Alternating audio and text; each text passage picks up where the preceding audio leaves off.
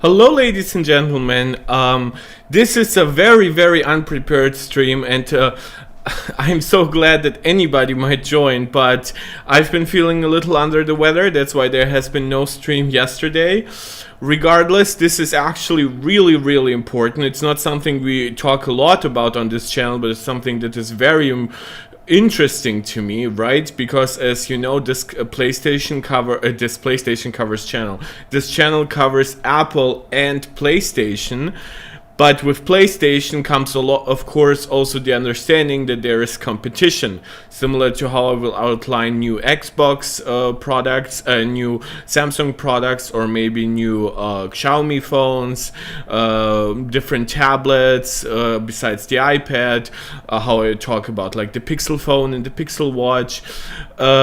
I will also talk about the major competition for PlayStation. I've talked about the Nintendo Switch 2 leaks, and this is the biggest leak of them all when it comes to what I talk about here. This is the most concrete stuff we've ever gotten, I would say, when it comes to a singular leak. Also in regards to just how much there is.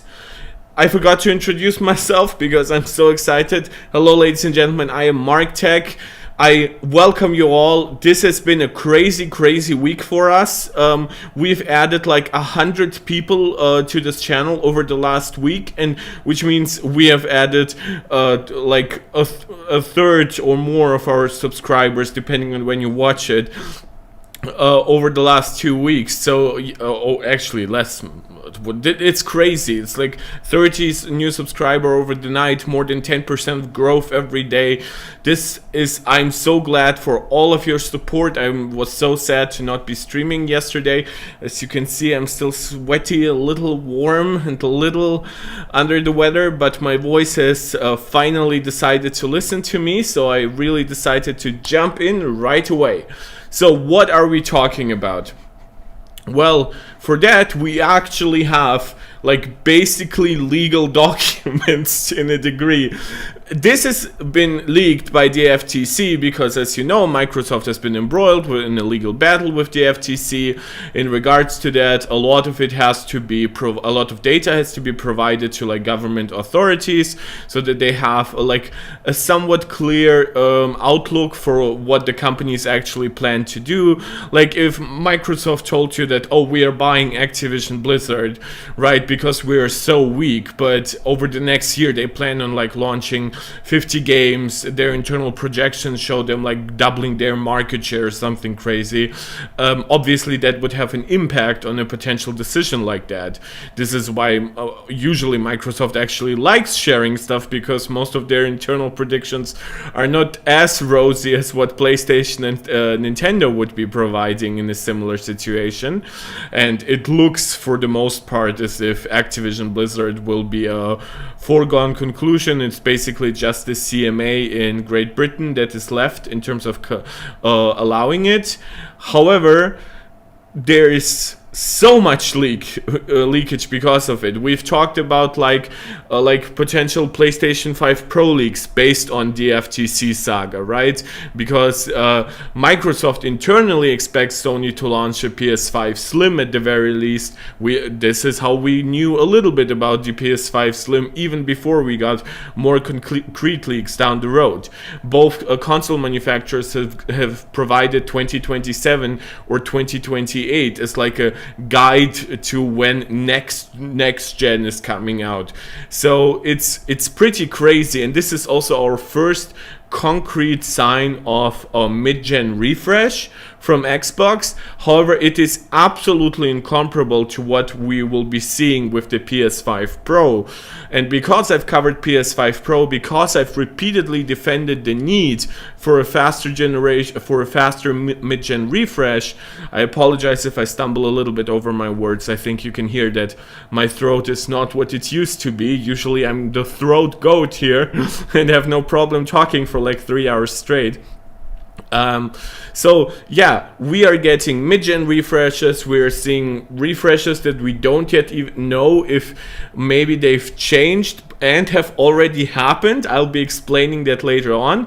We have Microsoft potentially copying a lot of DualSense functionality, and we have games leaking as well, including a new Doom game, a new Fallout game, and obviously we have also heard about like Elder Scrolls, also through FTC, but through less concrete leaks like this. We've so it's absolutely massive. And I really wanted to stream about this because without like a written intro, because there's just so much. I'll try to structure the video later on so you guys can find what you're actually interested in. Please, as always, if you are in live chat, let me know what you are most interested in to talk about, what you think my perspective, well, where my perspective could be valuable, right, as somebody who primarily uses Apple technology and Sony technology. So, or if maybe in some places I could be a little unfair because of personal bias. I'm always open to that. So without further ado, let's get started. Now, this is a roadmap to 2030, and we'll actually get quite a lot of data on what Microsoft expects to happen till 2030. So it's actually like, it's not structured in a way like, oh, this is our hardware plans and stuff like that. This is all our plans till 2030. There's also a separate document or two that I would show that has to do with Xbox potentially buying Nintendo, or at least hoping to. They will be laughed out of the room once again. And about games, about a games roadmap, which obviously this is most hardware roadmap. That's why it's called a gaming devices approach. However, that will also have to do with some of their cloud services and subscription services, because obviously this is what Microsoft cares most about these days. So, why a roadmap to 2030? Identify a path to your 2030 goals. $7 billion in hardware, $16.9 billion for transactions and others, $7.8 billion in subscriptions. So I assume transactions are like individual game purchases and like microtransactions, DLC, stuff like that, on like PC and console, because they separate mobile transactions here, and $1.4 billion in advertising. We have had like patents and like business plan leaks basically showing that a lot of big game companies plan to integrate ads directly into certain games. Like, imagine if you're driving through Forza, but then in Forza, basically whatever you're seeing on like the big ads that you would see in real life while driving, now those are more customized ads having to do with you. Whether or not that actually pans out will obviously be very interesting, and how many games actually adopt that. And they want 100 million Game Pass members. And from our go forward programs, technologies, investments, and devices to drive our growth for the next 10 plus years. So it's planned 2030, but obviously it's a little bit beyond that as well. So gaming devices path to 2030. Console business is the foundation, which is interesting because obviously this can change, and this might change if consoles really end up underperforming. But I'm not the biggest Xbox fan, but this makes me somewhat happy. Now, there will be a lot here that I'm not happy about, but at least outlining it this way is important, and I think they need to outline it this way, because if Microsoft said, oh, we just want to be a third-party publisher, then they might actually end up having to explain to the FTC, well, now we're not only competing with like Sony and Nintendo, who are huge because they're platform holders, but now we are competing against every developer, every studio, every publisher out there, and we are so much bigger than any one of them that now it actually is a problem. So they have to sell themselves as a somewhat unsuccessful platform holder rather than a somewhat successful publisher. At least that's how I read it. Consoles are considered a key health meter for the brand and will continue to drive majority of revenue and subscribers. We will see that later on as well. However, while it will apparently stay the majority, the actual pace of growth for where revenue and subscribers come from will vastly turn towards PC and cloud versus console. And if we had like a path to 2040, I assume they would be saying at that point that PC and cloud are a bigger part now than the actual Xbox console. New endpoints are a path to 100 million members. Controller becomes the hero. We will talk a lot about the new controller, personalization and customization, how much, like they've launched like their new covers for like the Xbox Series X. I assume they will also add some software functionality where it's more customizable. And they also cover sustainability and accessibility. Huge shout out to the Xbox accessibility controller, which is really, really great, and I'm glad that Sony's now trying to match that. I hope Apple integrates really well with like also the new PlayStation accessibility controller. I don't know how it works with the Xbox One currently.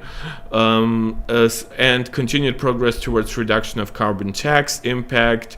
No concrete plans on like carbon neutrality, which I actually would think would be kind of possible probably with consoles these days, because they don't produce that many. I think even if you go with a lot of recycled materials, you produce pretty much like without extra energy by making it all like solar and wind based.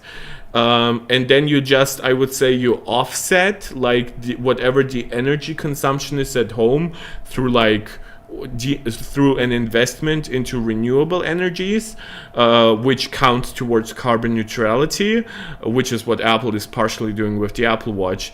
I actually think this could be a cool thing.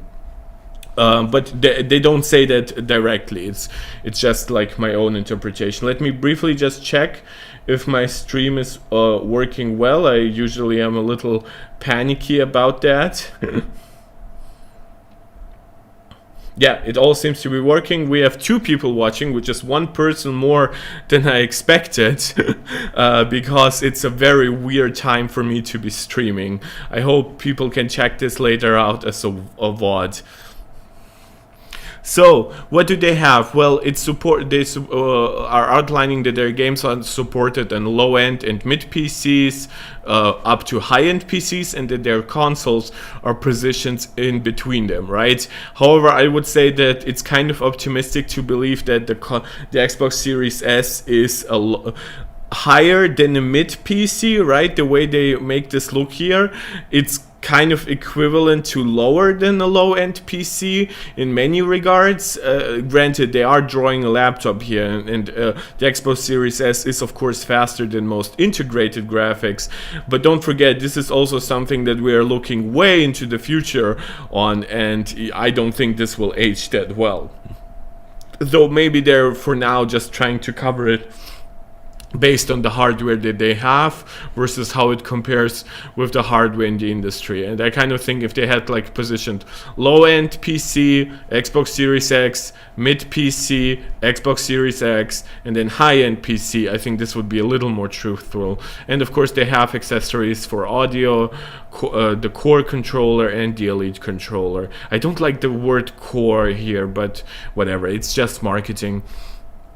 Yeah, you can access it through browser, mobile, including Android and iOS. Also, guys, look how ubiquitous like Apple's software language is. This is like the multitasking bar that you swipe up from.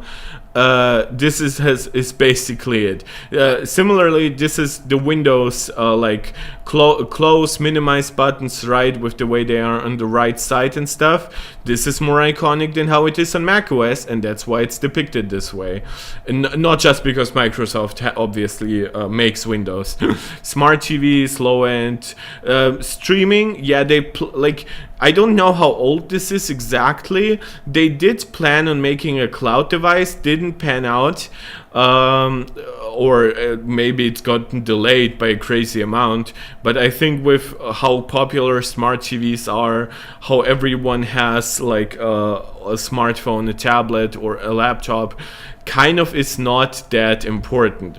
And part of this is that you obviously can play on a high-end PC, but cloud is not just something obviously that you access, but cloud is where it performs in the first place. So this isn't technically like a user platform that they're showing here. It's what feeds this. So it's a little confusing the way they're drawing this. Okay, they're also adding gaming keyboard and mouse. Now there is a handheld here. I'm so sorry, guys. However, this handheld does not appear to be anything specific. There's nothing in the upcoming documents about it. This could be just them saying that they're focusing on gaming through handhelds like the Steam Deck, which could include obviously both native functionality and cloud functionality, right? But like the only difference here is that usually when they draw hardware that isn't made by them, they kind of do those abstract doodles. But when they draw something, and we'll get to the new design of the Series X shortly, they like give you the concrete design when it comes to their own devices, right? This was the cloud device that didn't pan out. This is the Xbox Series S. This is the redesigned Xbox Series X. And then the handheld. Could they do like a streaming only handheld similar to the PlayStation Portal? Could they try their own handheld? Though that would be rough. Like what would even the compatibility be? Would they like ask all Xbox studios to like report their games to a handheld? And if they want to make it compatible with like the Windows versions of their games, why at that point not just make it a Windows handheld? At which point it might as well just be the Steam Deck, right? There is like no extra value that Microsoft would be delivering here, at least for maybe like better out of the box like Xbox app functionality. But that kind of should be fixed on Windows handhelds in general. It's not just something that I want to see fixed because of Microsoft. Also, like a Core, Premium, and Elite. Like I don't like the distinctions here. This is too much in my opinion. Like when you do like 3 controllers or something, maybe it's just like branded stuff, right? But we'll get to like the next gen controller functionality. So this is, by the way, what I've talked about previously. Console first, multi-device plus games, PC first gamers, and cloud first gamers. Here, this is how Xbox is growing, right? It's around like 35-ish million to really in fiscal year. Oh yeah, they probably count like still some Xbox One, right? Wait, well, Xbox is supposedly like around like 22 million sales right now. Maybe they're really optimistic here. Maybe this is old projections. But look at that growth, right? That growth will be hitting like 60 something, 65 million maybe. Like I've seen people say that they're expecting 59 million. Oh, well, yeah, it could actually be under that line. Well, let's say it's 60 million-ish. So they don't really expect to like outperform Xbox One by a lot. Now, we do know that Xbox One hit 50 million at some point. Whether or not it hit significantly higher, well, we know it's not significantly higher, but if it ever hit 60 million, it would actually be interesting to know if this applies here. Again, I am coming in a little like hot here for one, both here and also just getting familiarized with it. I just saw like the website, like the news coverage on this. And then gaming PC, you can see how this grows significantly more so. And then cloud, obviously from like almost nothing to a substantial amount of like over 20 million at the very least, more like 30. So yeah, that is would be a very interesting thing to see, and this is obviously how they expect to hit like over 100 million like users, subscribers for Game Pass. Right, this is specifically Xbox Game Pass subscribers, but I know that they count all of this as like an ecosystem, which is interesting because when it comes to PC first gamers, I would definitely bet more on like direct revenue from them for like games like Starfield, rather than them subscribing to Game Pass. That's just my own like take though, like knowing a lot of PC gamers. Yeah, this is just specifically for like innovation in supply and stuff. Yeah, it's not important. So, but this is so the Xbox Series X refresh, otherwise known as Brooklyn. It's the most powerful Xbox ever, now adorably all digital, and F you Microsoft for this. Now I have been a big honest person in that regard, that I'm not a big supporter of physical media. Why would I be? I've been like an iPhone user since 2009, an iPad user since 2010. My 2012 bought iMac did not have a disk drive already. My 2021 bought MacBook Pro certainly does not have one. My 2021 purchased PlayStation 5, because I did not buy it at launch, is the digital version. However, I have always been also very open about that I like options for other people, especially in an ecosystem that already had physical media, right? The iPhone did not have physical media ever. The iPad did not have physical media ever. The Mac has been depreciating physical media for years before they got rid of the disk drive, and then they offered an accessory to keep it compatible. Apple never even made like a Blu-ray drive adapter for Macs because they wanted to usher in the digital era for Macs as well. So they were entirely consistent on their take. Now, Xbox has been sort of depreciating physical media in several ways, right? They launched the Xbox One S, then they launched the Xbox Series S, and they've shipped like discs that didn't really have a lot of data on them. But this was supposed to change. A lot of newer games are now coming fully printed on the Blu-ray disc. The Xbox Series X, which a lot of people really wanted to get, Phil Spencer recently said that they would be producing more of. So people wouldn't have to settle, quote unquote, for an Xbox Series S if they really wanted something faster, with more storage by default, stuff like that. And now we are getting this cylindrically shaped Xbox Series X, but now it's all digital as like an advantage. I mean, don't get me wrong, I fully understand that this also allows them to like put in more money into something else, and we'll get to what that something else is. We also have like a USB-C port on the front, which is a big improvement over just USB-A, with the PS5 Slim supposedly going almost all USB-C, well, at least all the front ports, like later this year, and then I assume the PlayStation 5 Pro next year will follow suit in that regard. But yeah, and the way they say this is delivers 4K Gen 9 console gaming. We are in Gen 9, so they are not even like adorably calling it like Gen 9.5 or something. They know that this is just a Series X, but you know, like repackaged and a little more attractive. Well, it has a more immersive controller, which they absolutely need because they're getting their lunch eaten. Like the DualSense stands right next to the Xbox controller, and it's like, I drink your milkshake. And a beautiful redesign that elevates the all-digital experience of the Xbox ecosystem. By the way, if this is true, well, I do believe, by the way, everything here. It's just, if this pans out to be this way, I fully believe that we will have zero physical media with the Xbox Series 2x or whatever they end up calling this. If they are going all digital on the mid-gen refresh and are actually advertising the old digital nature of it, then I'm 100% believe that they are preparing their audience to fully phase out physical media. And look, for one, they want to focus on Game Pass subscribers.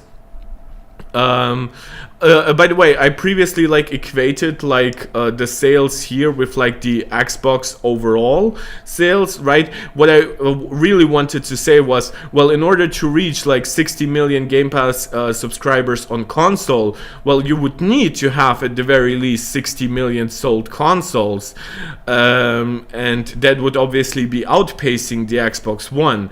But since there's never a 1-to-1 ratio, this has been kind of confusing to me what exactly they expect, but we'll come to that later on. There is actually some data on it. So what are they covering here? It's a beautiful and innovative new design. It has more internal storage at 2 terabytes, which I hope that the PS5 Pro will also double the PS5 storage to 1.6 terabyte, because as you know, the PS5 has a little over 800 gigabytes. 1.6 to 1.7 terabytes would actually be a really nice improvement. Now I do have a 2 terabyte NVMe drive inside, but this still would be really nice. And overall, there's a USB front port with power delivery, which I hope is where also controllers and everything else moves, that we only have Type C to Type C cables. I recently looked into the drawer of my stepfather, and he all his cables are USB A to Type C, and I'm like, what the, this is all, it's not his fault, obviously. That's what came with all the purchased phones, accessories and stuff like that. And I'm like this is literally wasteful. All chargers that I buy now are USB-C. Every port, and soon in laptops and consoles is USB-C. And even if you want to retain some USB-A stuff, let's say for an older mouse cable or something like that, why the hell would you want USB-A at that point on a console, or on any kind of cable for that matter, that isn't just your one dedicated Type A to Type C cable? So good on Microsoft for that. All new immersive controller, we'll get to that a lot. It's mainly a DualSense competitor, so if anybody's curious, this is how I prime you for that. Same great price at $499. This is obviously assuming that inflation and stuff like that keeps somewhat stable. If we get 50% inflation, I would assume pricing would still change, but I don't expect that to happen, especially now with inflation hitting sub 4% in many regions. Updated technologies, all new Southbridge to modernize I/O and substantiability efforts. I assume that has more to do with production itself. Wi-Fi 6E radio, which is a big up from Wi-Fi 5. In comparison, the PlayStation uses Wi-Fi 6, and 6E would offer you the much faster 6 gigahertz separate network that is supported. For context, the iPhone 15 Pro supports Wi-Fi 6E right now, but Wi-Fi 6 has been supported for years. So actually, when the Xbox launched this generation, Wi-Fi 6 would have been kind of expected, and some USB-C was kind of expected, and that's what we got on the PS5. But now we are getting something newer with 6E, and I don't know how fast this USB-C port will be. It would allow for really fast data transfers to external drives, for example. Yeah, it's good that they're catching up in this regard. Next is Bluetooth 5.2. 5.3 is the currently newest available version. However, if that means that they would skip out on 5.3 or potentially maybe 5.4 by 2024, I'm not sure. It's not difficult to upgrade something from 5.2 to 5.3. So if 5.3 is available by that point, I kind of would expect them to just silently do that. A 6 nanometer die shrink, which is interesting because that's what we already have in the PS5. Even pre-launch of the the PS5 Slim. So I assume this would go a little bit into like reducing the footprint, because now we're getting rid of the disk drive, which would be here, right? We're using a slightly smaller chip, and we have a new South Bridge, which I would assume would come with some changes to the actual motherboard, because we currently have like a motherboard and like a daughter board almost stacked with each other. So maybe they do something to make it one big board or something like that, but obviously I trust Microsoft to design this. I don't trust them on a lot, but I do trust them on designing a simple like new motherboard after 4 years. Looks like my stream is working all well. We have 3 people watching. We occasionally have 4 people watching, so this is now 3 times more than I expected, given the time that I'm streaming at. To anybody who is here, please consider subscribing, liking. As always, the live chat is open for you, and I'm just curious to also know what you guys are thinking about this. And girls, we now have over an 11% female viewership rate, so I'm very happy about that as well. It reduced PSU power by 15%, lines up basically perfectly with how the PS5 shrank like its die from 7 nanometer to 6, which resulted in like a 10 to 15% die shrink and a 15% power saving. New low power standby mode. This has a lot to do with just software optimization. It's not that impacted by a die shrink, but yeah, because they're saying it's 20% of the current Xbox Series S standby mode, which I assume they mean it's like 5 times lower power consumption. However, that would probably come with some cuts to what the console actually does during standby mode by default. Xbox actually has some like power savings like tech inside by default, right? And some of it has also gone over to the PlayStation. Like for example, Fortnite was like tested, and they saw that like they could reduce internal resolution by like 10 or 15% without people noticing, but it resulted in like a 25% power saving on the Xbox. I hate this shit because I love being pro-environment. I use entirely green energy and converted like 20 people to do the same. I use mostly very energy efficient products.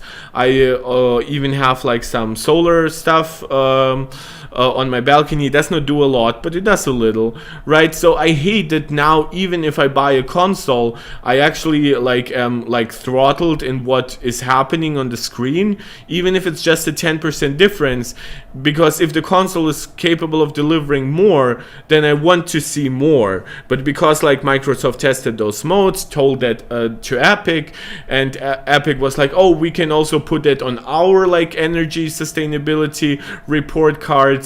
That's what they ended up doing, and they also gave this update to the PlayStation version of Fortnite. You can watch like the Digital Foundry video on this. That to me is a big bummer, but I do like when they cover things like, oh, we're using new materials, new processes.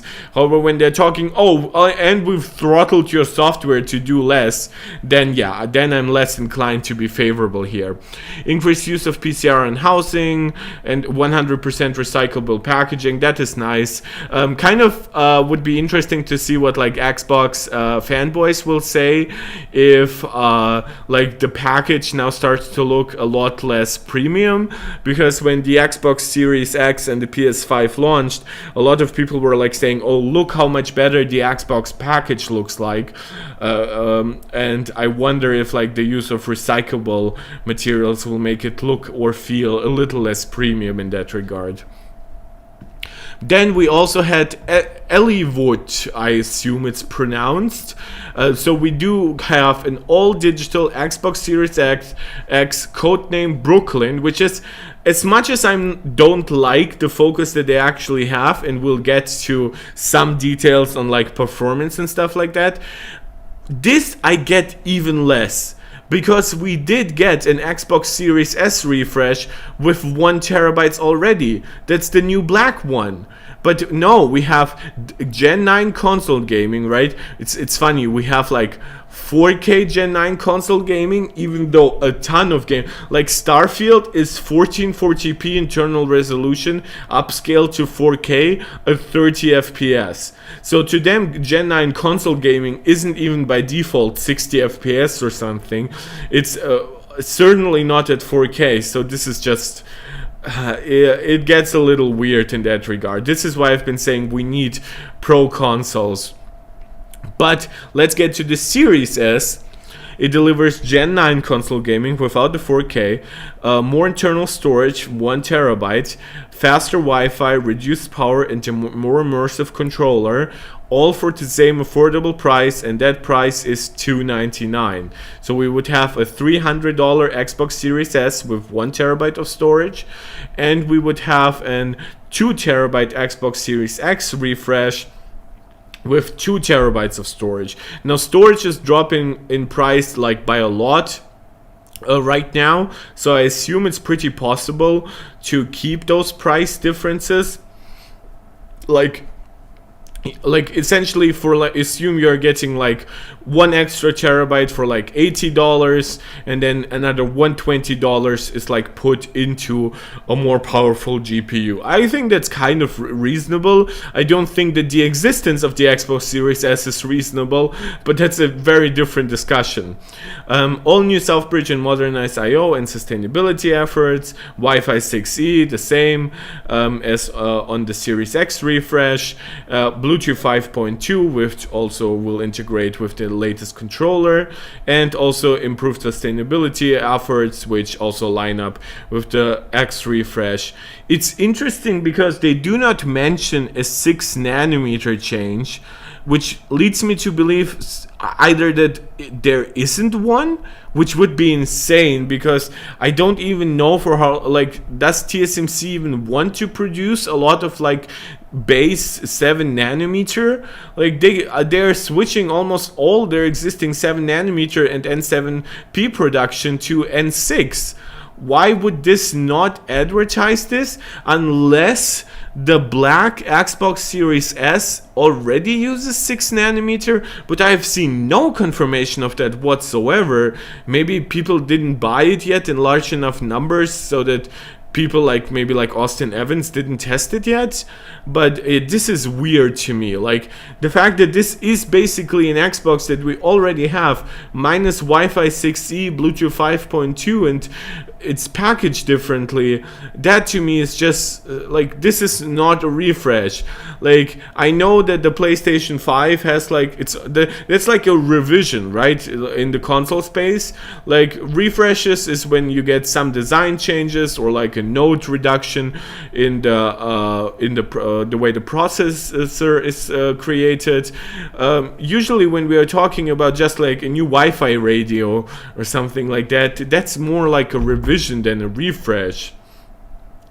That's like calling one of the new PlayStations with just with even like we've had by that definition like already a PS5 refresh that was based on 6 nanometer. That is arguably more exciting than anything here because it actually uses less energy. But who knows? Maybe they have like a long-term contract with TSMC for like base 7 nanometer production. Maybe the yields for it are by now basically perfect, and because the chip is so low clocked and so small, the benefits to actually switching to 6 nanometer are so small that they don't consider it really meaningful. But yeah, like I am definitely not excited for this in any way. This I would say I'm torn on, but it's not like I would ever buy it, right? At this point, why would I not just get myself a PC? But to me, going all digital, even on your premium version, is a big no-no for a lot of console enthusiasts.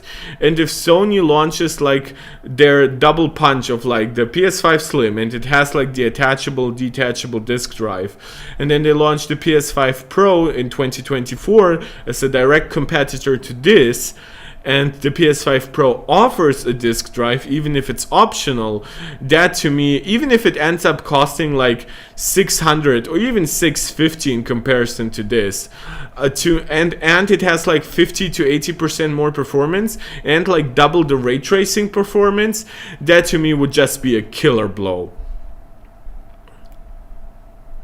But then we get to Sebile. I assume that's how it's pronounced. I know how it would be pronounced in German, which would be Sebile, but obviously it's not designed to sound this way.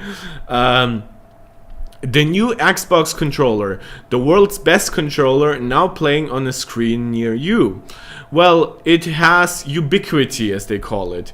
Let me briefly zoom into this.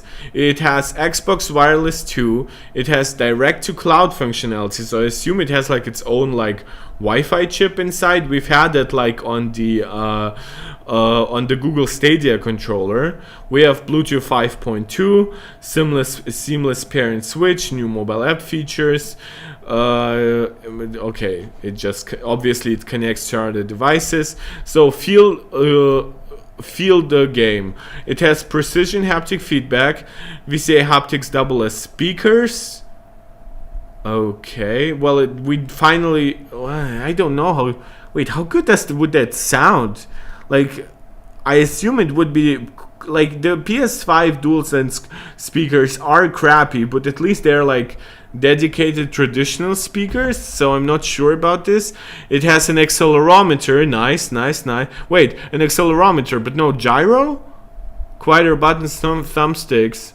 Yeah, it wouldn't have gyro. That sucks. I love to play my racing games with my controller as gyro. Maybe they mean accelerometer plus gyro, though I wouldn't know why you wouldn't put gyro as a separate thing here. Like, what would an accelerometer by itself do in a controller without... Wait, what? Like, usually, like, you have both of those things together.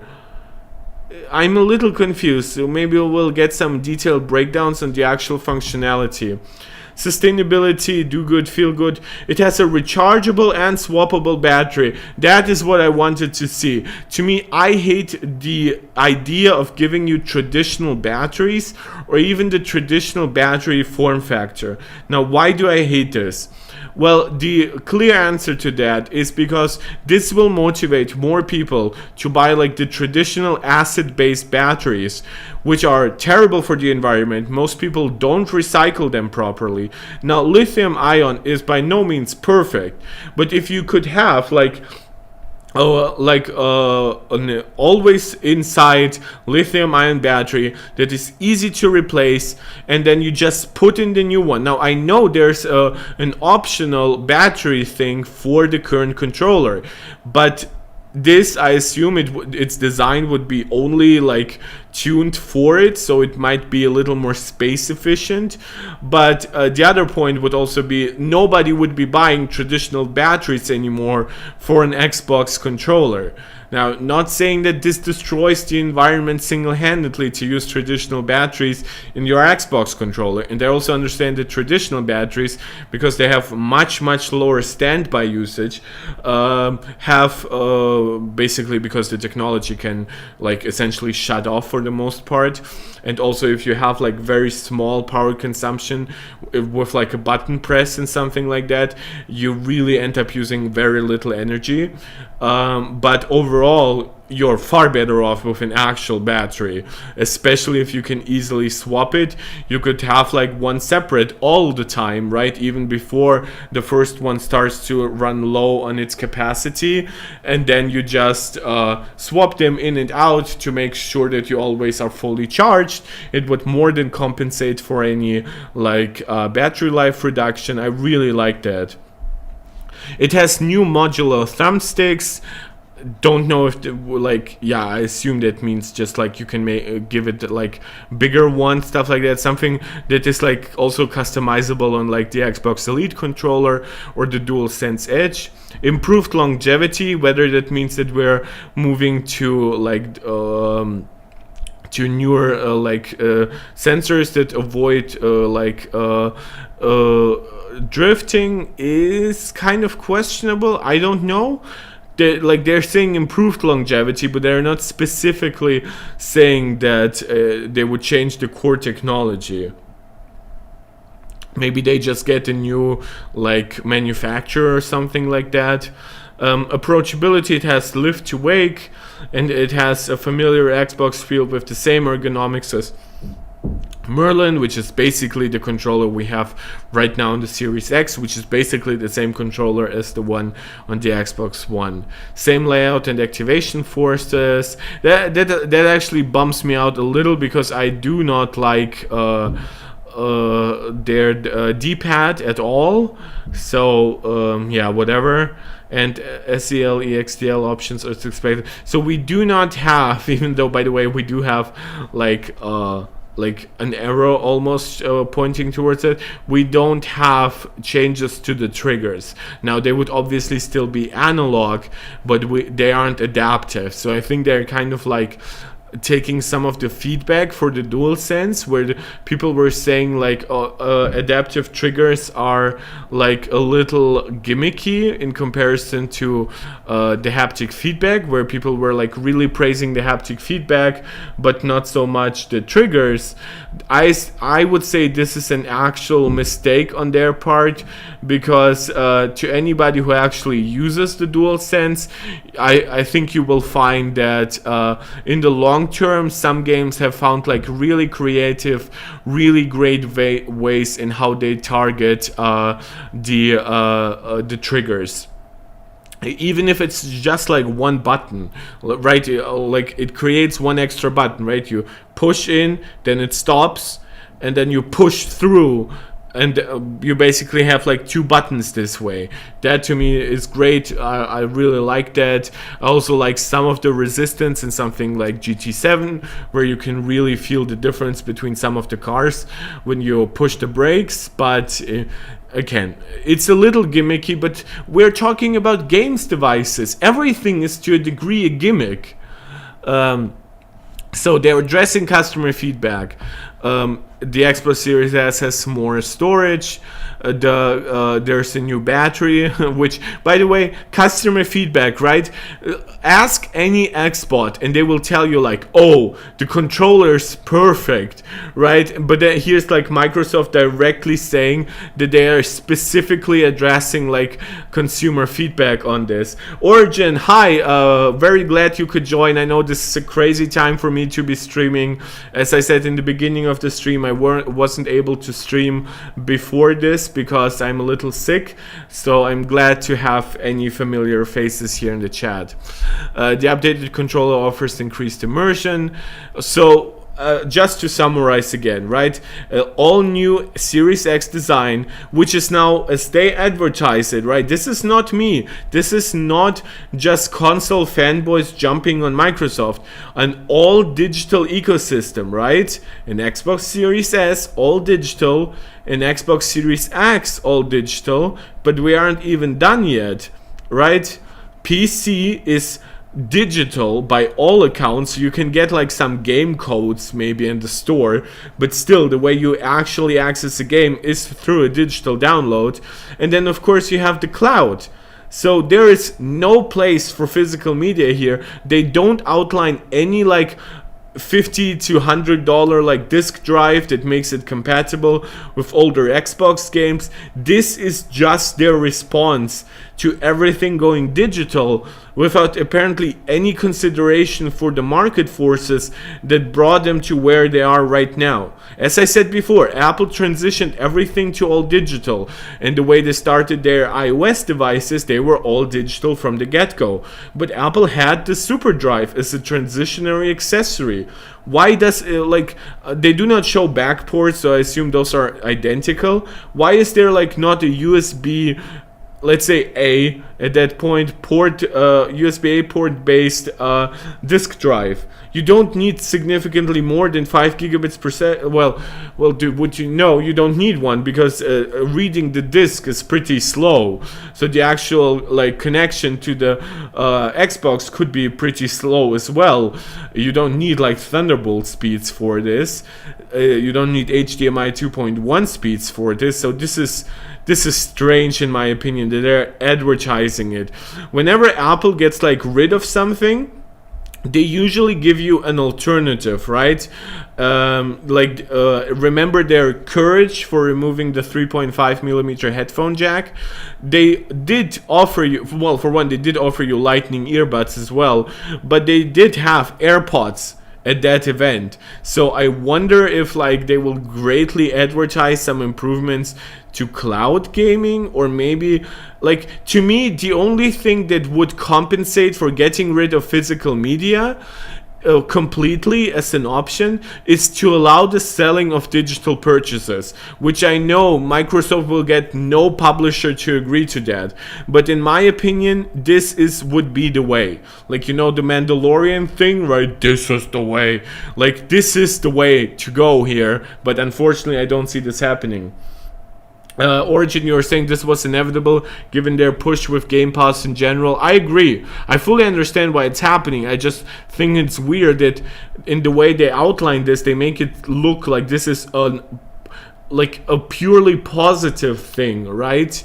It's like when Apple talked about like removing the 3.5 millimeter jack, they told you that, oh, it allows us to like use the extra internal space for something else, right? And they've also outlined that this port is old and does not offer you like any extra functionality except for audio, while Lightning at that time, and obviously USB-C right now, which I am ready to listen to anything if somebody wants me to, are multifunctional ports. So this to me is a little weird, you know what I mean? There is like no actual like engagement with customers here. And by the way, some people will say, well, those are just like internal marketing slides. No, we'll get to things where they outreach to consumers in the most tone deaf way I think I've ever seen. Because when PlayStation tells you that they increase prices, they tell you, well, we do that so we can offer you great stuff. That's necessary to say. It's cringe as fuck, but it is necessary. They wouldn't tell you to just, oh, we increase prices because we felt like it and we're fucking ultra capitalist greedy people. Of course they are. Everybody at that size of a company is. But with Microsoft trying to sell like the loss of physical media as a positive, kind of shows me that they really are not prepared for how consumers actually feel. Up to 80% reduced power in standby. Again, I do assume that this will come with cut-offs to certain functionality in standby. I do hope it will be customizable to bring up power up again. Wi-Fi 6E for faster downloads. I've already praised them for that. So they do have a direct-to-cloud controller, which is designed to, I assume, reduce latency, get into games quicker with extra I/O lanes. Okay. Reduce developer friction. Oh, this has nothing to do with just the controller. It's a just richer gaming experience. Wait. Extra I/O lanes. Does that mean that, just for context, obviously, like for full, what we understand as PCIe 4.0 NVMe speed, you need 4 lanes. This is how you get to like 7.5 gigabits per second. One of the reasons why the Xbox is so slow in comparison to the PS5 is because it only dedicates 2 lanes to its SSD. Does that mean that we would go from like 2.4 gigabits to like 5 at the very least? It's interesting because they give it like 2 lanes, but they didn't even choose a drive that fully like utilizes like 3.5 to 3.7 gigabits per second. That to me is like funny. Yeah, sure, the PS5 didn't max out PCIe 4x4, but they did give it like 5.5 gigabits, which is substantially faster than this, which I remember is like 2.4 or 2.5. Reduce developer friction. Well, maybe there will be some changes to how they how their like their development frameworks work. Maybe there will be some changes to DirectX. Who knows? Fast controller charging via front USB. That means it should be USB-C, right? Oh, let's, by the way, look at the the Xbox Series S again. Yeah, it also has a USB-C port, which is interesting because they do not cover this here, right? Like, well, they're saying all new South Bridge to modernize I/O, which I assume would mean the USB-C port, but they did outline the USB-C port here, didn't they? Right, USB-C front port with power delivery. They do not outline the USB-C port here, even though they've deliberately put it on the This is, like, I understand, obviously, this isn't designed to be fully finished, fully user-ready, but there are some weird, like, cuts here that I don't fully understand. Origin unknown, reducing developer friction with the weaker Series S, no way. Well, yeah, I assume maybe there will be some changes to guidelines. Maybe they would get rid of, by that point, about feature parity for the Series S completely, which obviously Phil Spencer denied, but then they ended up doing that for Baldur's Gate. So anybody who thinks, by the way, that Phil is like hyper-principled or super honest, I do have 55 bridges to sell you, but yeah, it is whatever it is, right? You cannot trust anyone at that kind of a high position. Drive growth. I was like, is there a disk drive? No, they're gonna drive growth and competitiveness on console. No, you're not.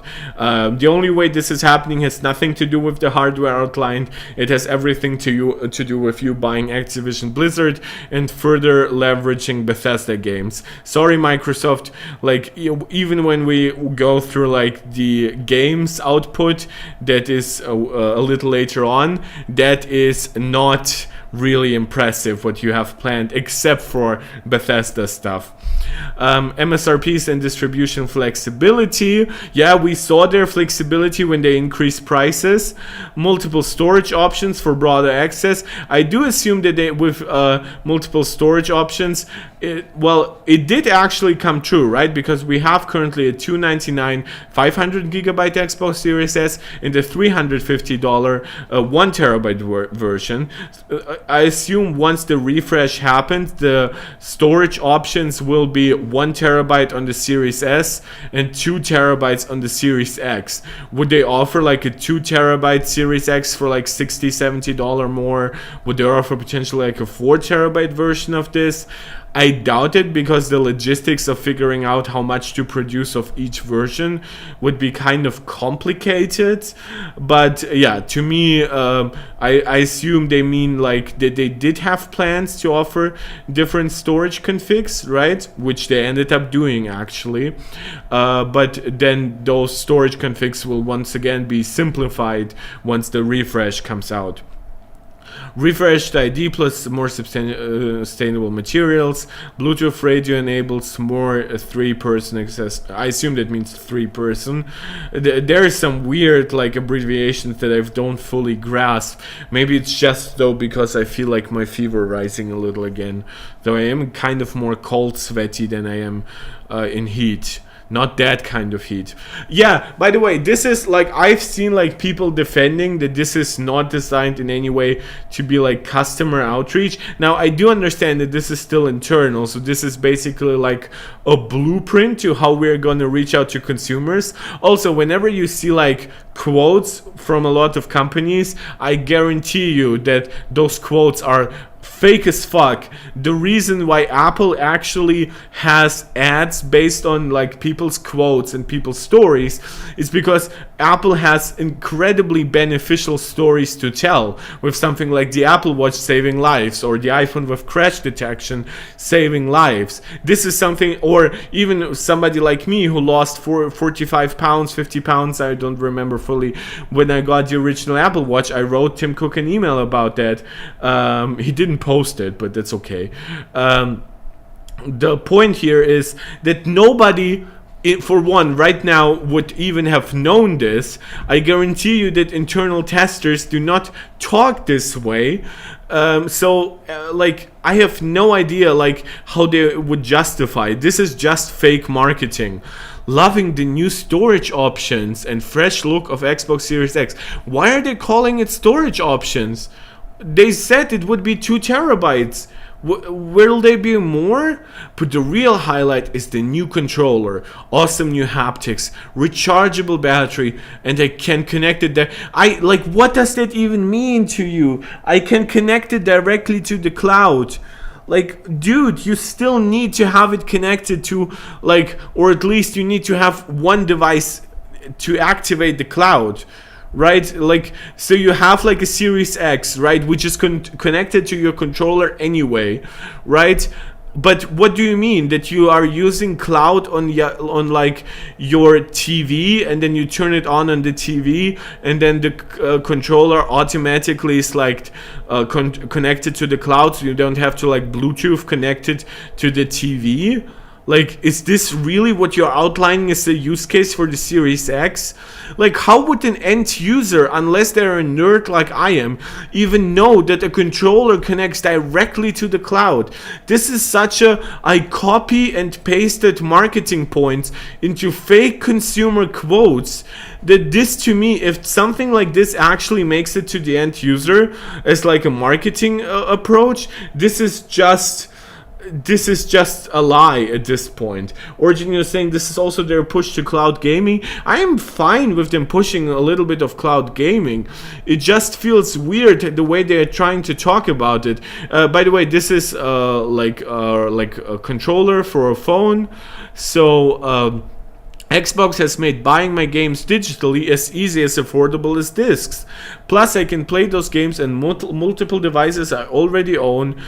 Like, this is not a Steam Deck, right, or something. This is a phone accessory. Which, by the way, this implies that this person is not playing games just through Game Pass, but she's saying she bought a game and now she plays it through cloud, right? Will that be part of the next Game Pass push? That is, as long as you have Game Pass, you can basically stream every digitally bought purchase you have. That is somewhat supposed to also come to like the next wave of like PS5 gaming support.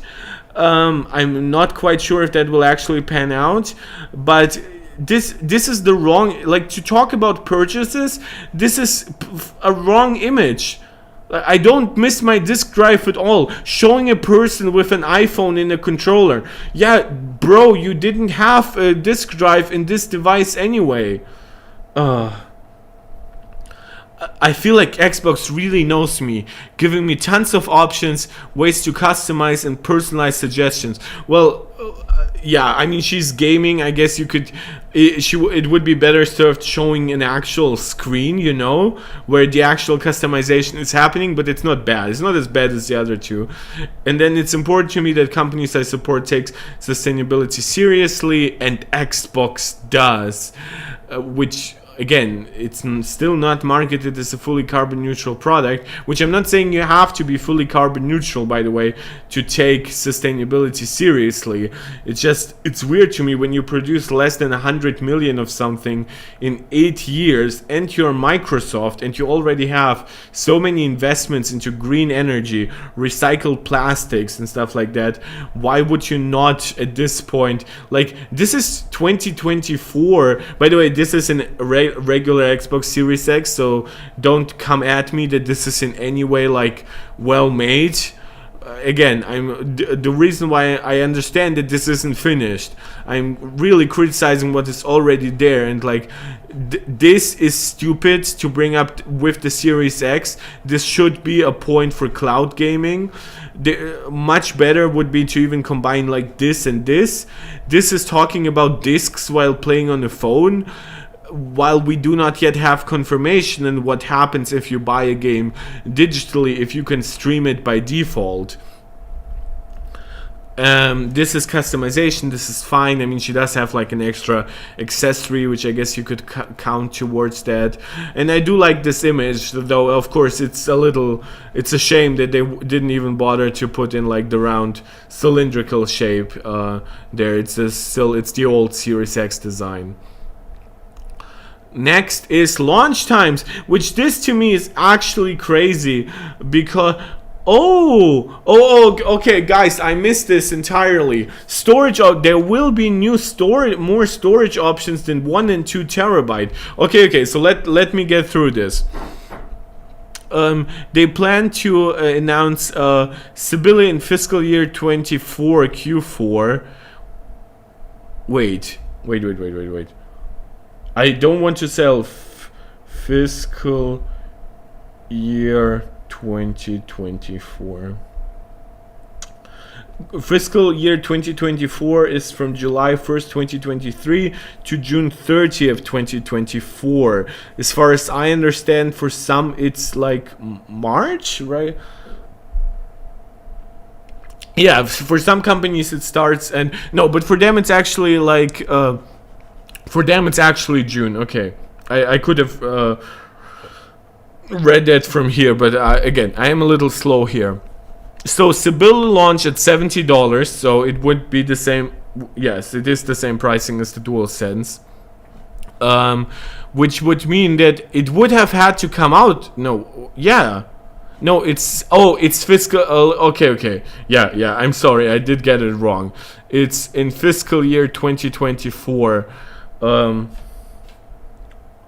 Origin, you're saying you're so happy you start with PS4 and PC. Yeah, I can kind of understand that. So, okay, now it makes sense. Xbox Gaming Beat, mid-gen console announcement. Ellewood and Brooklin announced simultaneously in July. And then this would start fiscal year 2025. Which fiscal year 2025 starts mid-2024. So Sebile launch... Wait. Oh, now I understand why I'm actually confused. I am right here. Okay, Sebile would have already come out by that logic. So this is an older piece of data. Okay, now I fully understand. And then they would announce the mid-gen console in July, and then actually launch it. Wait, why is it 2020? What? No. What? Oh, yeah. Oh, I'm so sorry. No. I am wrong. I'm wrong. This is the end of fiscal year 2024. So this would be end of May next year. Now I'm getting it. I'm sorry. I'm really too sick to be doing this. So Sebile will launch in late May next year. And then Xbox Gaming, this was confused to me. Xbox Gaming Beat, like how would you know to predict this? Even I assume this was coinciding with like their last quarterly announcement where Xbox actually performed well, but no, this is Q4 2024. Fiscal year 2024 ends mid 2024, and then we're moving into fiscal year 2025. And by July, actually, when this starts, we get the mid-gen console announcement. I don't know if this refers to this line or to the Xbox Gaming Beat. And then we have in late August the launch of Ellewood with 1 terabytes, and then in October, November 2024. So this is when we will be getting the PS5 Pro. We are getting Brooklin, which is the Xbox Series X with 2 terabytes, but then we'll have additional storage options in fiscal year 2025 in the second half, which would happen be after December, after January. So this is interesting. Yeah, I got it a little wrong at first, but I'm glad I actually pushed through it. 60-day separation between launches enables dialogue with different audiences. Yeah, this is for like cheaper stuff, and this is for more expensive. Allows us to focus on new improvements in Sebile, tell stories beyond console. Yeah, this is a lie, by the way. the reason why they're launching Sebile first, well, for one, they do have it ready, but they also want to sell Sebile to people who already have like Xbox consoles, to people who have PCs and stuff, and they want to potentially double dip.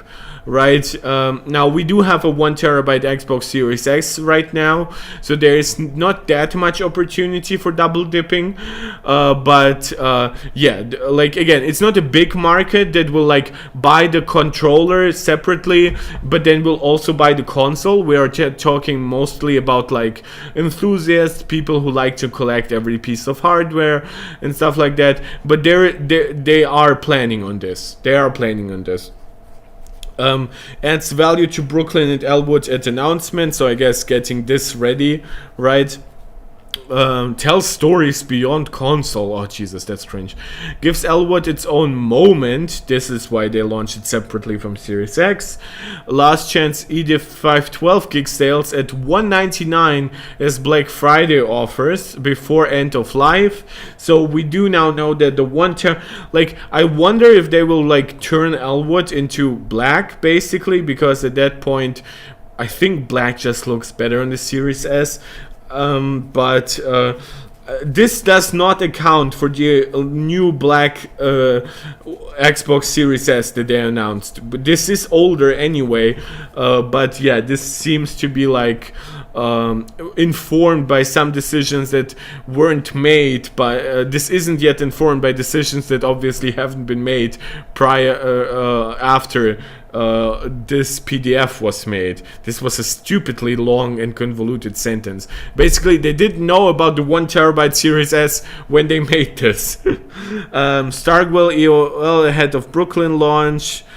Okay, Brooklin arrives just in time for the gifting yeah, this is very basic, like marketing, like 101. Now here we get to the actual functionality.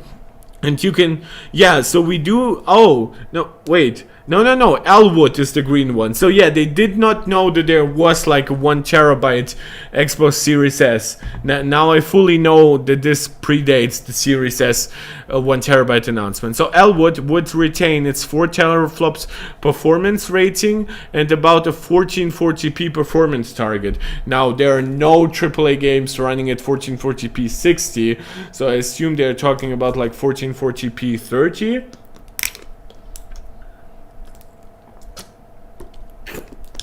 Starfield, for context, runs at 960p or something like that, or 980p, and then upscales to 1440p at 30 FPS with not high graphical settings.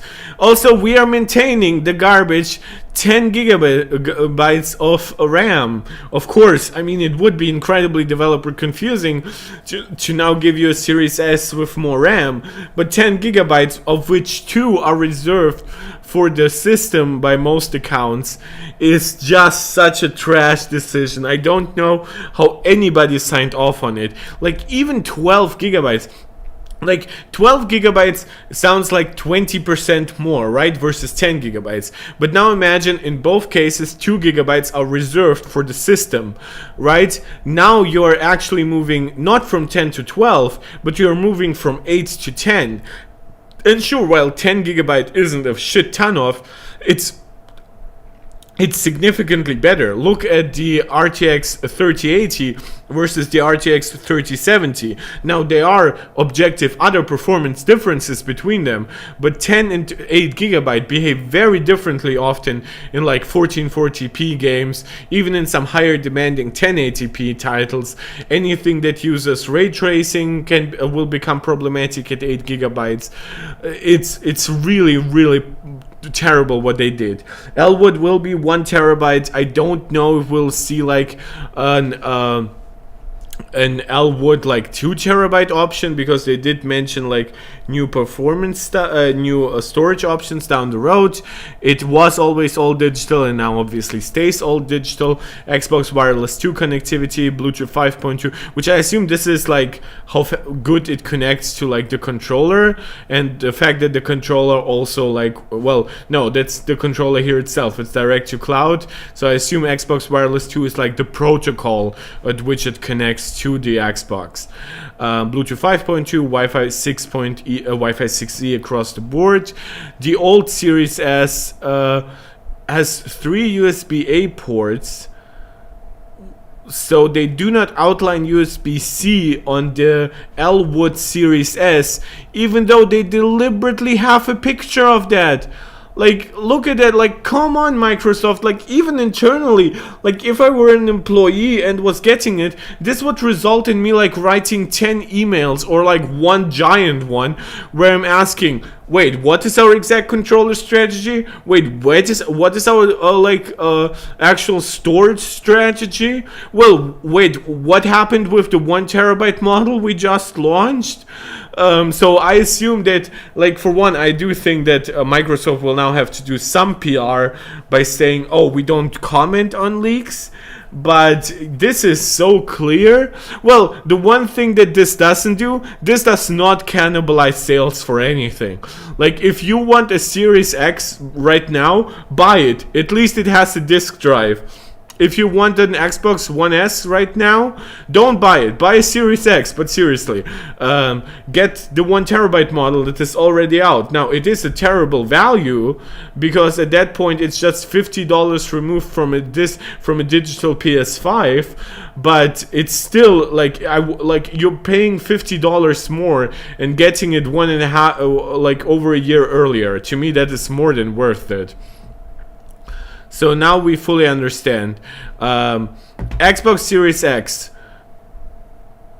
What the fuck is an Uther? What?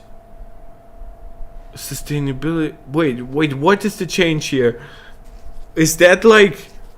They didn't talk about. Wait, is in XDL?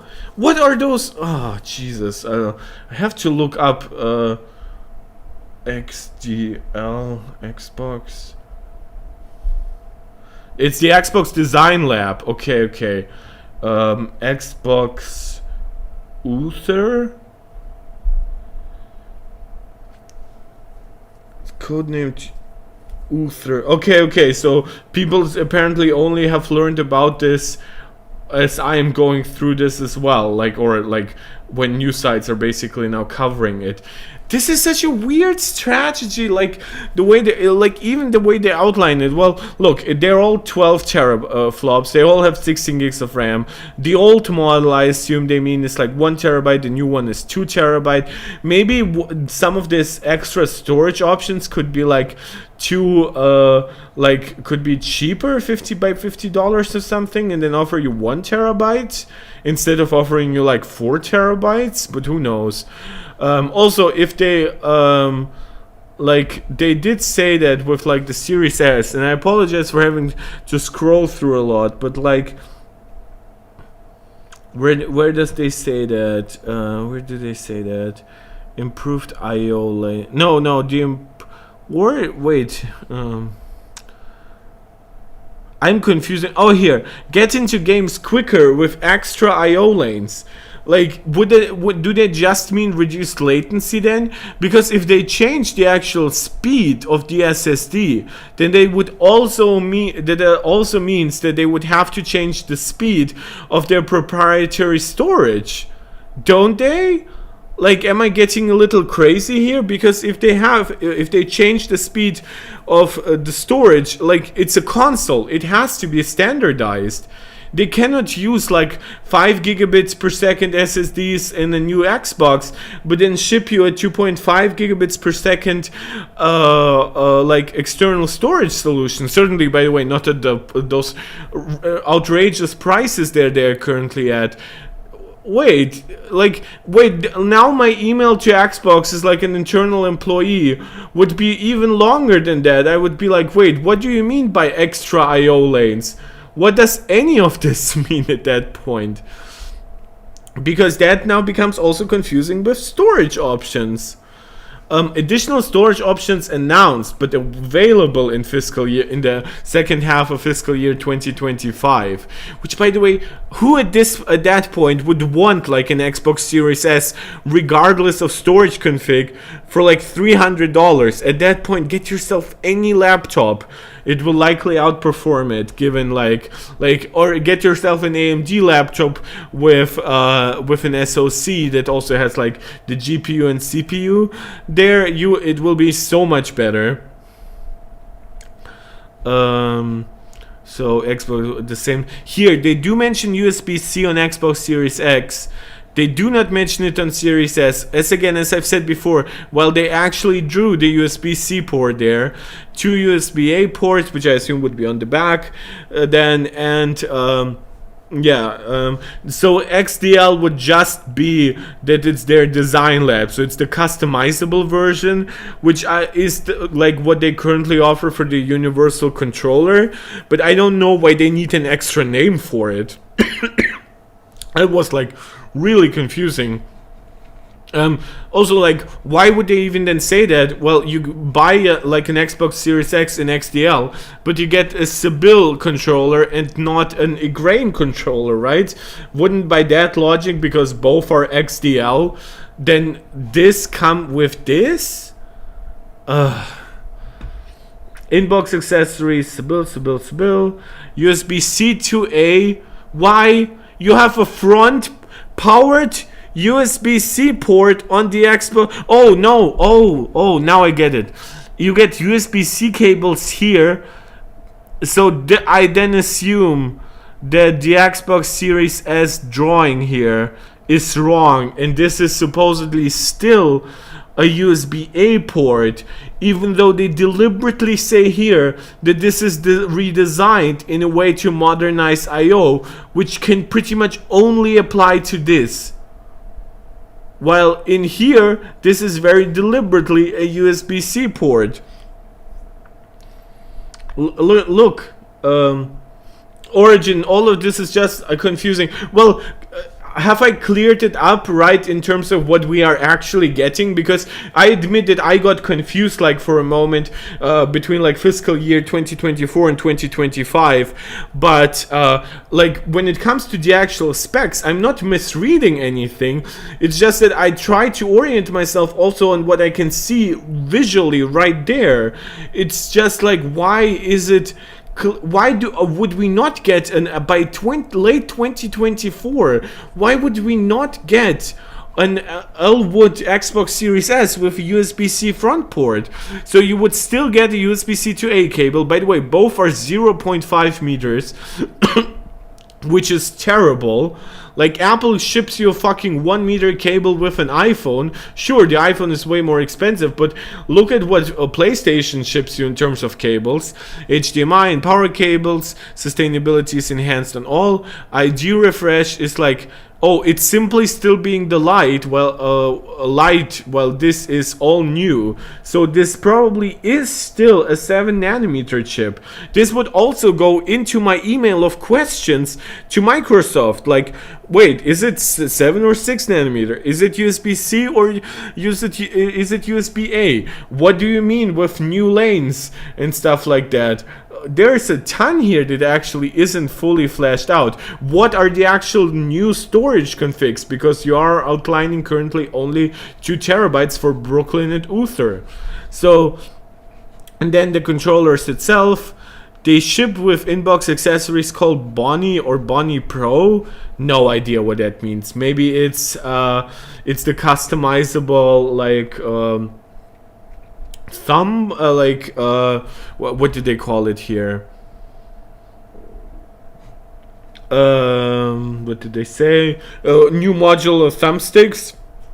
Maybe that would be like different like thumbsticks that you can put on, because I would say that it could also refer to like the back pedals, right, that you attach on an Elite controller, but then that would be an exclusive Xbox Elite thing. Here you get Bonnie, or Bonnie Pro. So I assume part of that is just like the customizable stuff here. And then here you get a USB-C. Look, by the way, look how terrible their internal strategy is. Like with an Xbox controller that you just buy. Oh, this is not the Elite, by the way. Like you can customize what you get in XDL. So they do not plan like an Elite refresh. Why is there no Elite?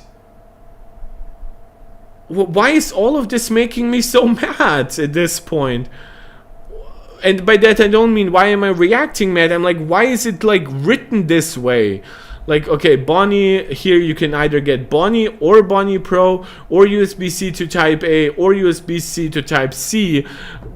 Which again, USB-C to A only exists as like a cable, because by the way, you wouldn't need, like if you are like a diehard Xbox user, right, and you buy the new controller for your old console, some might say, well, maybe you would want a USB-C to A cable to connect it to like your older console, even if it just means like charging it, right? Don't forget that you can buy a USB-C to A cable pretty much anywhere. Why would Microsoft just simplify the logistics for themselves and just make C to C cables here? This is not very environmentally friendly if they want to focus on this. Also, like ID refresh, light is their ID for the Xbox Series S, and large is their ID for a universal controller. This is so stupid. Like, you have only one controller size and then you have the Elite. What do you mean it's large? Do you have a small controller?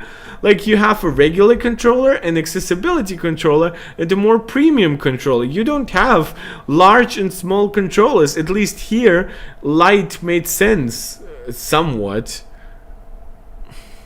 Okay, now we got through the hardware. Let us very briefly go through like their expectations before we get to the actual games. This is already turning out way longer than I expected. So, deliver full Fairhaven vision, whatever. New storage options, refreshed ID, which obviously comes also, which means new design. Fully featured Sebile bundled in. 3-year volume, 29 million. Fiscal year 27, Matt, I have no idea. 59 million. Limit Fairhaven investment would be... Like, what? Pare down Sebile bundled in? But they don't plan on doing that. There is no there's no limited Sebile here. They all come with just regular Sebile. Guys, anybody who's watching me, am I crazy? Or does some of this, like, just not make sense? Like, this would, like, result in lower sales? For like 3-year volume would go from 29 down to 25 million, and up to fiscal year 27 they expect 59 million or 56 million, which, by the way, let us go back to this, where they expect, if we look at this line, console first plus multi-device gamers, they expect 60 million Xbox Game Pass subscribers by, well, this is fiscal year 30. Wait, where would they even be? Wait, do they expect, oh my god, they don't, oh really, that sucks for them. That's really not a lot by fiscal year 28, which this would lead up to Gen 10. Yep. Now, okay. This is fiscal year 30. My god. Yeah, they don't expect to sell a lot of Xboxes then. So, But why would they mention pare down Sebile? I understand if they were just to say like, oh, this is like our higher end. By the way, I watched like videos people covering this. They were also confused. Destin, who I don't like that much, but I watch him because he knows Xbox. Like I watch him for stuff like this. Was also confused by what this ultimately means. His conclusion on this was that those were like higher expectations and those were lower expectations. Also, look at those ridiculous controller expectations. Also, look funny. No financial expectations for the console, only for the controller. So, fully featured Sebile, refreshed Elite line, which for some reason they don't mention in all the graphs that we've been through. DTC enabling growth in cloud. I assume DTC stands for direct to cloud connectivity. Enabling growth in cloud endpoints. 3-year volume is expected at 80 million or at 56 million. But the points they mention have nothing to do with just lower customer like lower customer reception. They're saying, oh, if we make a pare down Sebile, which they now explain is like something that has features saved off to, I assume this means to maximize gross margins. I do read a lot of like financial reports. This is why I can somewhat understand this. A lot of their other shit I didn't understand. No Elite business, which, why wouldn't you know this? And limited attached to cloud endpoints. Okay, like you know what you're launching. This is so weird. And then this would negatively impact like sales and financial results. So I assume that here it means they expect, oh, this is hilarious, they think they're gonna sell, okay, now I understand it, they're gonna sell 4 million fewer like Xboxes in 3 years if they have a worse controller inside. This is delusional. This is delusional. And they would sell 3 million. Like, by the way, how would that even go? Like, 3-year volume is 25 million, but until fiscal year 27, it's only going down by 3 million, even though it has gone down by 4 million here. This is lunacy. This is crazy pills. Now I understand that they could obviously counting like the difference, just right. Basically, like this is 3 million, but there it is stacking on top of what they already sold, which by the way won't be 30. Well, oh, okay. Now they expect so then like 30 million sales by this point. This is why the distance between them is basically identical almost. But this is such a weird way to put it. Man, I had like so many confusion points through this.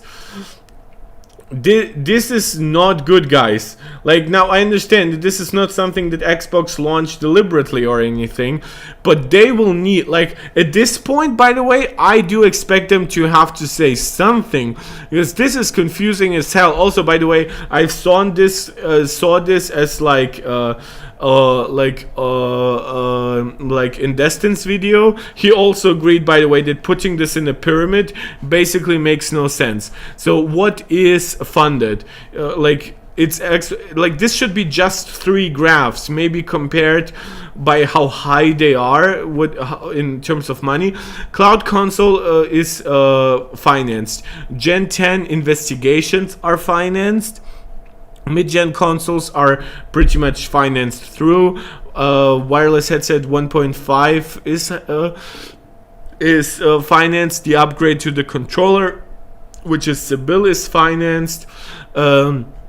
Security, Xbox Design Lab is financed. What is not currently funded or researched but is basically expected: an Elite controller, they don't fully know if they're gonna make one. A luxury controller, they don't fully know if they're gonna make one. A console customization via XDL, which would be the Xbox Series X Uther. Then PC accessories, accessibility portfolio, new cloud server blade, repairability, sustainability progress, which like I understand this wouldn't be like perfectly funded, but you've mentioned several sustainability points, and audio portfolio expansion with Waterloo and Mills. Okay, not in scope for first party are earbuds, which I assume would be like, because even before Sony launched, like announced their earbuds, there were rumors for it, so this is kind of them expecting it. Media remote, by the way, the same thing. Mobile controller has more to do with like competition with like the Razer stuff and things like that, and they don't have a handheld. So this is, by the way, interesting, because I watched Destin's video, and right in the beginning he actually got tripped up, as I was, that there was this handheld inside, but apparently they don't plan on making their own handheld, even though they did not draw the handheld in the way they usually draw non-first party hardware. Oh, Jesus. We're almost done here. Yes. And yeah, no handheld. Yeah, okay, this is just finance stuff. Elite controller category non-funded. USB front port inconsistencies on console impacts accessories cable. Said the company. Wait, so they know that this is problematic. Launch timing for Sebile and Ellewood. Oh my god, like this was an experience for me. They know that they're screwing up here on several fronts. Mid-gen personalization XDL console not founded. So I assume that then would probably mean that an XDL console would likely launch a little later, or they're just gonna get onto it right away. Oh, this was probably like an internal thing for them most part. Yeah, this is like this was clearly not designed for like very proficient people, because I don't know as much about Xbox as I know about PlayStation, but man, this is woefully insufficient in regards to that. So games, let us talk about games finally. Now, I'm not blaming Xbox for having problems in an internal document. I know that this happens. I follow leaks for like AMD and Intel, and I know how that happens. Sometimes basic like spelling is completely wrong, but this is just, they know that they themselves have internal inconsistencies here. So, console and PC. Let me just make this larger. Nope, not full screen. Let me just stretch it out.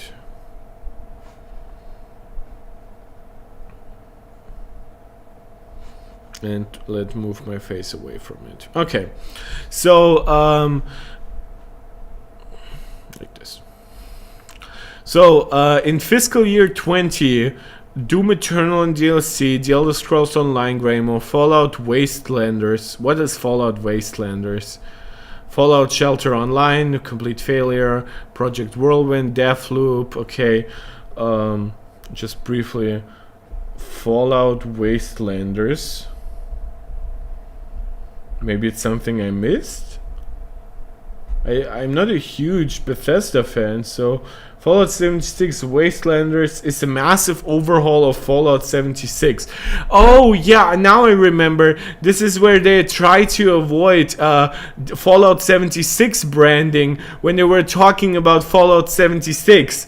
This is when they knew that Fallout 76 is so fucked that they, like Wastelander, they basically like advertised it almost like a separate Fallout thing, even though it is Fallout. Then we know what was supposed to launch in fiscal year 21 definitely didn't, right? Starfield. This is then really old then, if they still thought that Starfield was like coming in fiscal year 21. Starfield, ESO Online, Redfall, Doom. Redfall also got delayed. Yeah, so this is all older stuff. Indiana Jones also not coming when they expected it. And Oblivion Remaster, we still don't have that. We don't know if it's even real at this point anymore. And they wanted to launch a Starfield DLC, which for now basically confirms that we will be getting a Starfield DLC. But a lot of this is delusional in the way they expect a lot of this to happen. Now we're getting to Doom Year Zero and DLC. We don't know what Doom Year Zero is. We had rumors about like basically like a revamp of the Doom series, right? Which I don't know why it just wouldn't like. You can always continue it regardless of like the exact like story of the previous generation. There's always something more to fight for the Doom guy. There's always resurrection if he died. I don't even remember what happened in Doom Eternal anymore. Then there's Project Kestrel, which we don't know. Project Hibiki might have been like that rhythm game that they launched early this year, like, which was positively received and I couldn't care less about. Then Project Kestrel and Project Platinum, and then of course there's always ESO. But like, look at this, like Bethesda Studio, Bethesda game, Bethesda game, Bethesda game, like Bethesda game, like Bethesda game. Like, come on, like, even fiscal year 20, like, bro, you didn't even, like, you literally contributed nothing at that point to Bethesda. Bethesda. Wait, is this just for Bethesda? Okay, oh my, yeah, there's nothing here for Microsoft itself. Wait, where's the other Microsoft titles then? This is just Bethesda, okay. This was then leaked. This came out because they were covering Bethesda. I'll take that back then. I've tried to say but then I don't know what Project Hibiki is, and I certainly don't know what Project Kestrel and Project Platinum are. Okay, I'll take my criticism back about just being Bethesda, because it's clearly just Bethesda. Then in terms of mobile, Project Ubu and Project Wanderer. Now, The Elder Scrolls 6, Project Kestrel, and expansion. So, again, it's all delayed internally, apparently. Licensed IP game, Fallout, which apparently is not Indiana Jones, Fallout 3 Remaster, Elder Scrolls Online expansion, Ghostwire Tokyo sequel. Yeah, I don't think that's gonna happen anymore. Dishonored 3, I doubt this is gonna happen anytime soon. And then Doom Year Zero DLC. Now let me just briefly try to see where it all basically came from. So Microsoft's new Xbox. Oh, there are reviews. Oh, I'll be reacting to this in the evening. Oh my god. I completely forgot we were gonna get iPhone reviews soon. Is there a search button? Yes, search Fallout 5. Fallout 5. This was the last thing. Yeah, Fallout 5. Wait, which game was confirmed? Was it Elder Scrolls 6 was confirmed? Yeah, okay. I actually like I screwed the pooch on this one by calling it Fallout 5. So I apologize on that regard. However, it's not exclusive to because he did talk about Fallout 5 recently. So I guess I'm a little more sick than I thought. In a statement about exclusivity attached to Elder Scrolls 6 section of the chart, which comes from an interview with Xbox head Phil Spencer in GQ, Spencer said, "In order to be an Xbox, I want us to be able to bring the full complete package of what we have, and that would be true when I think about Elder Scrolls 6, which apparently Elder Scrolls 6 is designed to skip PS5 even though recently Phil said that they would be deciding on a title by title basis. So yeah, I'm a little flabbergasted here by a lot. According to the new chart which Microsoft produced for the FTC, the next Elder Scrolls games isn't expected to launch until at least 2026. I don't think that anything before late 2027 is even remotely realistic. Quite honestly, I expect it to come in 2028 or 2029. Which comes from Spencer said, I want us to be able... Like, Phil is such like a weasel. Like, just like a while ago he was like, oh, it's all title on by title basis, but then like Elder Scrolls 6, yeah, that definitely is exclusive, please buy an Xbox. It's like, I mean, sure, it's a job, his job to sell Xboxes, but then tell us that all major Bethesda games, and that only the word major basically is in discussion, will be coming to Xbox and PC. I assume he also wants to say like, well, maybe in the future we'll make like a PS5 version, but yeah, this is like also all of this is also not correct anymore. Like first half 2023, Starfield launched in second half of 2023. So yeah, I got confused. I apologize for this. And the last point I want to cover is this. It's basically Phil being extra delusional here. Takeshi, I totally agree that Nintendo is the prime asset for us in gaming. Yeah, it's not your asset, you fuck. Like, I understand it's like it's a prime asset for us to buy, but like it makes it sound so fucking entitled. And today, gaming is our most likely path to consumer relevance. Does that mean he thinks Xbox is not consumer relevant anymore? Like, this is so... Like, do you remember that interview where he sounded ultra defeated? Like, this is... Like, he really feels that way. He feels that Xbox is not relevant and their only way is to just gobble up stuff. This is when people defended saying, like, Xbox saying, oh, they wouldn't buy anything, like, as large as Activision again. They want to buy Nintendo. You fucking morons. They want to gobble up as much of the industry as possible. They're not the good guys. Sony is not the good guy. Nintendo is not the good guy. But they're at least producing good products. Xbox is not producing good products. Like, anything good that has recently come out of them is either a super long-standing IP that as long as you have the money, the internal studio is doing it, which I mean Forza. They screwed up Halo again. They didn't even give us anything new about like Gears, which again would also be pretty much a guaranteed slam dunk at that point.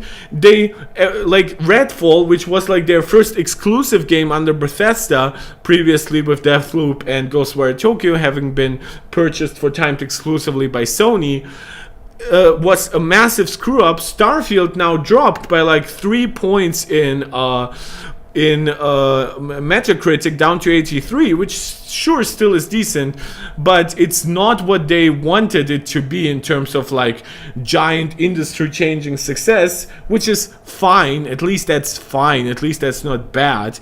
But now we are expecting another Forza this fall, and everything else is like super small, super irrelevant in the grand scheme of things.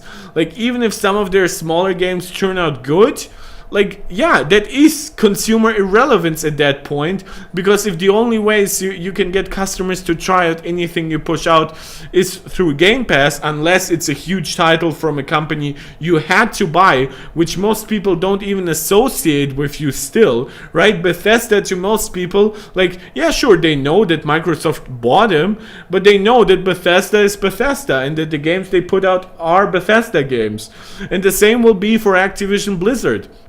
People know Activision Blizzard. Mainly people know COD. They will not suddenly think that they need an Xbox for those games while they're super relevant on PC and while you are promising like 10 years of COD on PS5. But then you also do like those weird things like, oh, we don't know which Bethesda games are gonna be exclusive or not, right? well, but ES6 will be exclusive, and I'm like, you're such pieces of shit. So, but they do even want to buy Nintendo, arguably the largest asset in gaming. Not only do they own a ton of assets, but those assets are super relevant, and they are a competing fucking platform holder.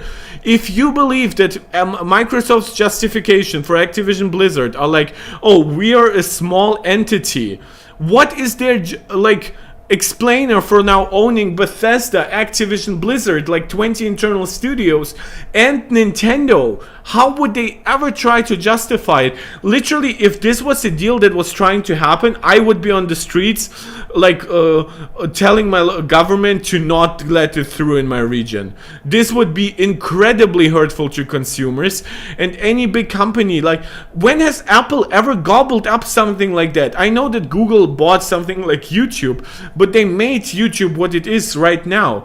To me, this is worse than when Facebook purchased WhatsApp. This is outrageous. Origin, if you can't beat them, buy them. Yeah, like Nintendo has already laughed has already laughed them out of the room years ago. But this is so stupid. Like, this is, by the way, when I tell people that like executives can still be morons, and that executives will waste a ton of time that could be spent doing actually something useful. This is what they talk about. They talk about potential acquisitions and how they can spend money if they get money from like big sugar daddy like Microsoft and Satya. I've had numerous conversations with the LT of Nintendo about tighter collab, and feel like if any US company would have a chance with Nintendo, we are probably in the best position.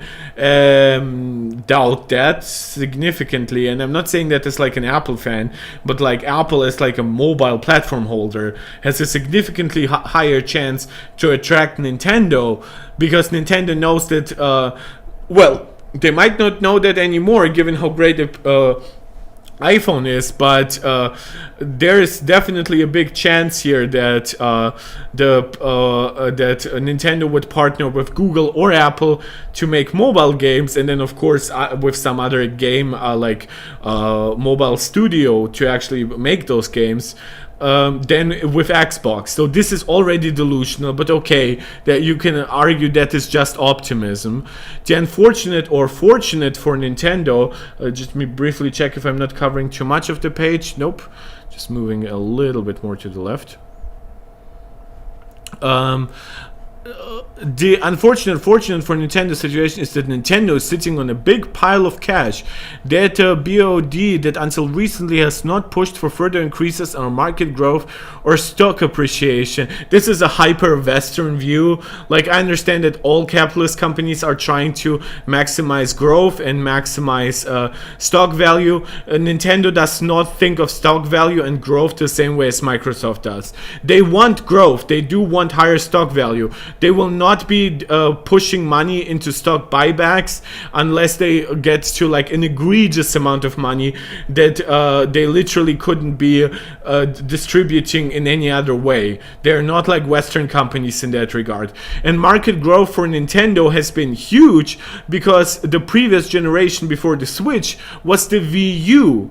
There's a reason for why Nintendo is trying to be careful and not trying to penetrate the smartphone market in a way that could hurt their Switch business. This is all why Phil is so much more stupid than the executives at Sony or Nintendo. The way that PlayStation puts out their games on PC is so much smarter than the way Microsoft does it, because PlayStation gets to potentially double dip, but also not like hurt their console sales by having substantial like 1 year to 18 months to 24 month gaps between releases, and they also get to like work on new technology, because over 2 years technology on PC usually changes, which then they can sometimes bring as like a new patch to the old PlayStation version. Nintendo just focuses on their own hardware, which they really need to, because their hardware is underpowered, and like even like the worst like laptop with thin and light would perform better than a Switch if it had native ports of their games. This is complete stupidity on Phil's part. He's like, oh, we can push their games on what? To what? Onto the least popular console? Onto a cloud service? Jesus. To PC? So that nobody buys a Switch anymore? I say until recently, as our former MSBOD member ValueAct has been heavily acquired shares of Nintendo. That's good for them. I've kept in touch with Mason, as he's been inquiring. It's likely he'll be pushing for more from Nintendo stock. There is a limit to how much Nintendo stock they can buy. Companies limit how much other companies can buy from their stock. Obviously, you cannot just simply buy like a majority ownership, but you won't even get to a substantial like ownership at all. Otherwise, it could facilitate hostile takeovers. Which could create opportunities for us. Again, not talking about hostile takeovers, but talking about opportunities. Without that catalyst, I don't see an angle. Again, his only way to appeal to anybody is money. His appeal to like consumers is we spent money on giant publishers, not quality control, nothing. Like he does not say we are approaching Nintendo by saying we have world-class developers so we can help you make a game. We do not approach Nintendo by saying we are world-class engineers, so let us work with you on some piece of hardware. They don't say anything of that. His only strategy ever for everything is to just spend more money from Daddy Microsoft and Satya. It's always the same shit with Phil. I don't see an angle to a near-term mutually agreeable merger. Again, the idea here would be to long-term buy up Nintendo shit until they can force it. And I don't think a hostile action would be a good move. So we are playing the long game. By the way, I fully expect now Nintendo to in any way try to limit whatever Microsoft is buying up. This sounds hostile as shit. I know some people will be like, well, he doesn't say hostile, right? He thinks a hostile action would not be a good idea, but he literally then says in the same sentence they are playing the long game. What do you think it means? Our BOD has seen the full write-up of Nintendo and Valve, and they're fully supportive on either if opportunity arises. SMI, so they want to invest in either. Even Valve, they want to invest into Valve into a similar way. This is ridiculous. Origin, you're saying instead of competing, they're just buying competition. Throw the money. They're burning money at the problem. Like, look, investing into Nintendo is probably a smart idea for anyone, right? I don't see their stock dropping that much in the near-term future. Valve is probably also stable, though Valve is not a publicly traded company because of Gabe being an absolute giga-chad. But, like, Valve... The fuck you want? Like, you want to infiltrate like Steam, you want to infiltrate Nintendo, and some will be like, well, what do you mean infiltrate? Well, financial infiltration with a long game in mind is infiltration, in my opinion.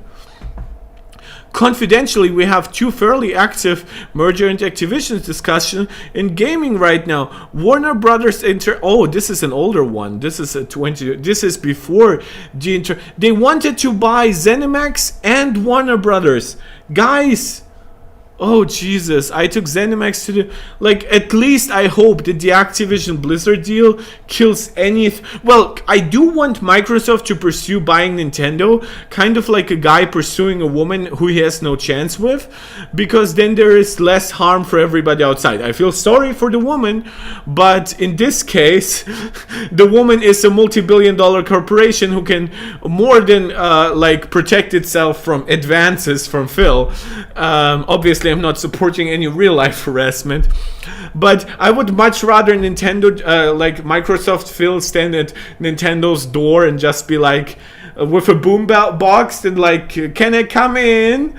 And stuff like that, and always getting rejected than the A and B deal going through.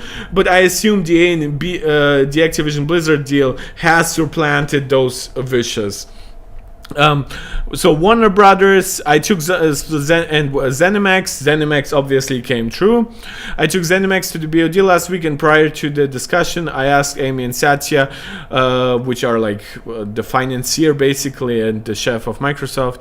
The chef, I'm saying that from German, like the boss of Microsoft, wanted me to slow either or both of these given the TikTok discussions, and they both emphatically told me no.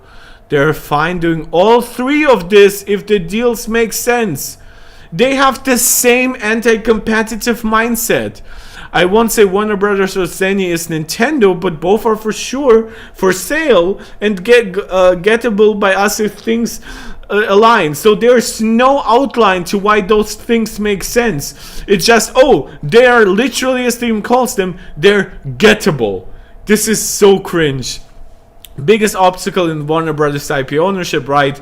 It's like shared between like some sub companies, stuff like that. It's weird. We wouldn't own that, and a lot of it is of course licensed by WB. We wouldn't own any of the IP, which hurts long-term flexibility. The only obstacle in Zenny is valuation expectations of founders. Okay, so there was probably some payment guaranteed to Todd Howard in the long term, who knows, but I think it's likely one or both of these happen, which will help us continue to double down on our gaming relevance. To give a sense of scale, ZeniMax is about the size of our current first party studios, I assume organization, so that would be doubling our content asset. Downside is that it's more core, less broad, not mobile. Yeah, they tried mobile. More North American, European. Well, I'll agree with that. Phil, a part of what they wanted to do was push Japanese and stuff. That was like my fridge or something. I have no idea what that sound just was. And finally, I love this discussion and value you're looking at the opportunities here. At some point, getting Nintendo would be a career moment. Again, a career moment, not an does it actually make sense moment for like the amount of money spent. No amount of like how does it impact the broader market. This is so ridiculous. It's just taking a long time for Nintendo to see that their future exists off of their own hardware. A long time. Yeah, and he will be the one to convince them. Fuck you. You couldn't sell your own hardware. You couldn't even sell your own games. Yeah, Origin, you're saying they likely won't get away with it. I don't think Nintendo will even consider. Like, Nintendo would have to see another Wii U-like flop, and even then I think that after a Wii U-like flop, Nintendo would still try to do another generation after that. So I think it would take like a Wii U and a GameCube to bring down Nintendo after the success of the Switch. Because the Switch also guarantees them like long-term revenue with Nintendo Switch Online, with continued sales and stuff like that of games on it. So yeah, this was cringe as fuck. This was already a long stream. I thank you to all of you who joined. A special thank you for Origin for commenting so much. I apologize for not being super fresh. In like 6 or maybe 7 hours, I'll be doing an Apple live stream because I'll be reacting to the reviews that we are getting right now from major news publications and stuff like that. I hope my voice will return by that point. So I thank you guys so much. See you soon. This is Mark Tech tuning out.